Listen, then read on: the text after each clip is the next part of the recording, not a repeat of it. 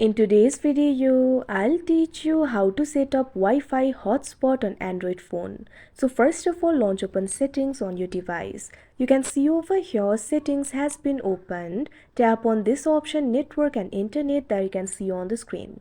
Now after you do that, you'll be led to the network and internet interface. You'll be able to find various options over here.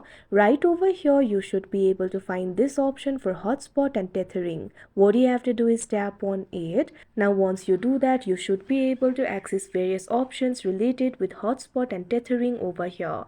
Tap on this option Wi-Fi hotspot that you can see on the screen. Now from this interface, you'll be able to use and set up the Wi-Fi hotspot. If you want to use the Wi-Fi hotspot, what you have to do is toggle on this option. Now once it is enabled, you can also set up the name, security type, password, etc. For example, if you want to change the hotspot name, simply tap on the option hotspot name. Now after that, you can simply enter the hotspot name over here and tap on this option OK. Likewise, you can also change the security type. Also, you'll be able to change the hotspot password.